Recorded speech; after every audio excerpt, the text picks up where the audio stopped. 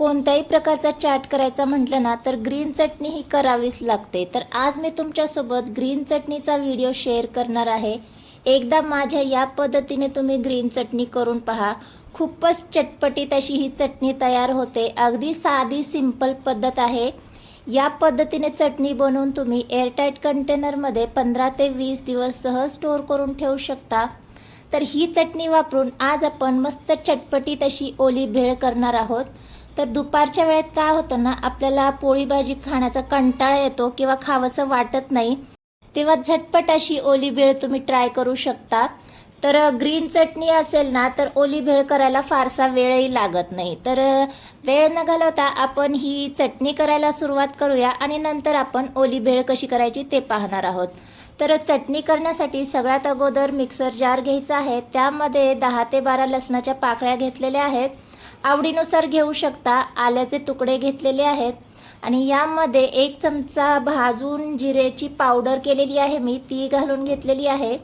मिरच्या आवडीनुसार घालून घ्यायच्यात, किती तिखट हवी आहे त्यानुसार। इथे मी 3 मिरच्या घालून घेतलेल्या आहेत आणि या चटणीला छान असा चटपटीतपणा येण्यासाठी इथे मी आलू भुजिया जी असते ना ती घेतलेली आहे, साधारण अर्धी वाटी। आलू भुजिया तुमच्याजवळ नसेल ना तर कोणतीही इतर शेव तुम्ही यामध्ये वापरू शकता। याने जी चटणी आहे ना ती छान चटपटीत तयार होते। आता भरपूर अशी कोथिंबीर घालून घ्यायची आहे आणि पुदिन्याचे पाने घालून घ्यायची आहेत। थोडीफार साखर ॲड करून घ्यायची आहे, साधारण मी अर्धा चमचा घेतलेली आहे। नसेल आवडत तर स्किप करून घेऊ शकता।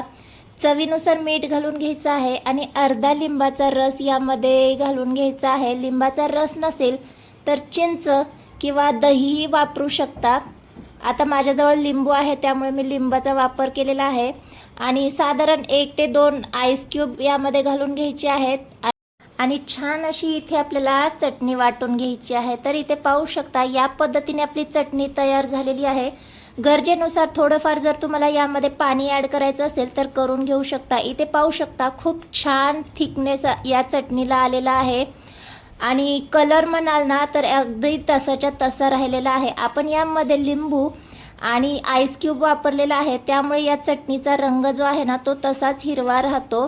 या पद्धतीने चटणी तयार करून तुम्ही एअरटाईट कंटेनरमध्ये स्टोअर करून ठेवू शकता।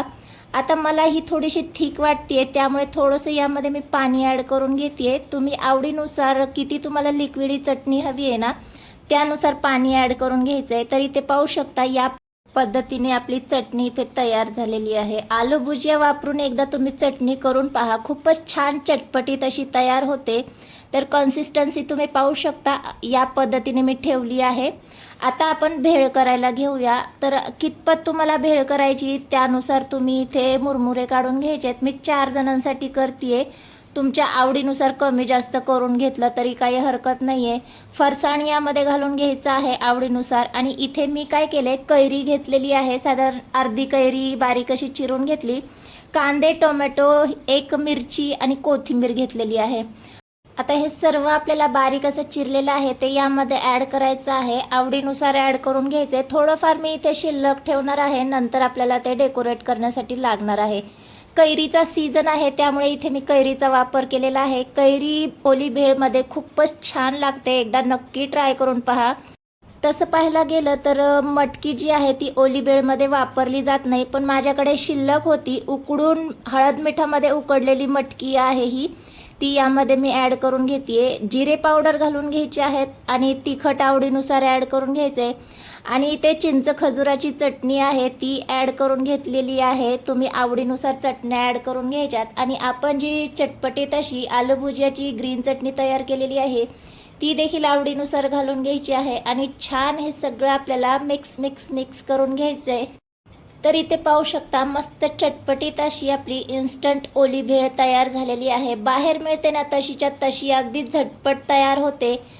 चटण्या आपण अगोदरच करून घेतल्या ना तर भेळ करायला फारसा वेळही लागत नाही। तर आता आपण मस्त ही ओली भेळ सर्व करून घेऊया। तर हवी तेवढी भेळ एका प्लेटमध्ये काढून घ्यायची, वरून आपण जे शिल्लक ठेवलेले कांदा टोमॅटोचे काप आहेत ते घालून घ्यायचे आहेत आणि थोडेफार कैरीचे काप देखील ॲड करून घ्यायचे। थोडीशी गार्निशिंगसाठी नायलॉन शेव आहे ती ॲड करून घेतलेली आहे आणि भरपूर अशी कोथिंबीर ॲड करून घ्यायची आवडत असेल तर वरून सुद्धा तुम्ही तिखट आणि जिरे पावडर भुरभुरून घेऊ शकता. काकडीचे स्लाइस किंवा वरून तुम्ही लिंबूचे स्लाइसही ठेवू शकता. तर इथे मस्त आपली चटपटीत अशी इन्स्टंट ओली भेळ तयार झालेली आहे. जेव्हा कधी मधल्या वेळेत तुम्हाला काही खावंसं वाटत नाही किंवा गरमीच्या वेळेस आपल्याला फारसं काही खावंसं वाटत नाही, तेव्हा ही चटपटीत ओली भेळ एकदा नक्की ट्राय करा. आणि व्हिडिओ आवडला असेल तर व्हिडिओला एक लाईक नक्की करा. भेटूया नेक्स्ट व्हिडिओमध्ये. तोपर्यंत बाय.